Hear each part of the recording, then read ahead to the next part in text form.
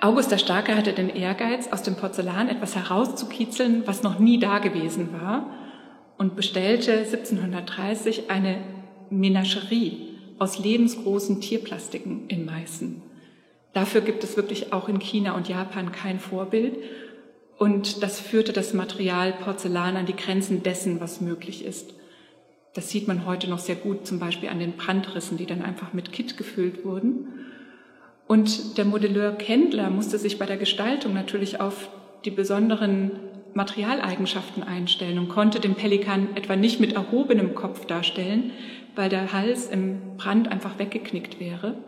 Er hat aber den Moment gewählt, als der Pelikan einen Fisch verschluckt, und das gibt ihm die Möglichkeit, den Kopf nach hinten zu beugen und auf dem Rücken aufzulegen, sodass er im Brand eine Stütze hat.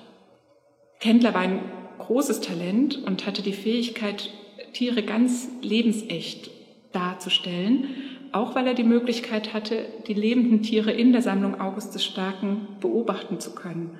Es gibt einen Arbeitsbericht für diesen Geier, aus der seine Faszination für das Schauspiel spricht, das er dort beobachtete, als der Geier einen Kakadu riss und dessen Eingeweide verschlang.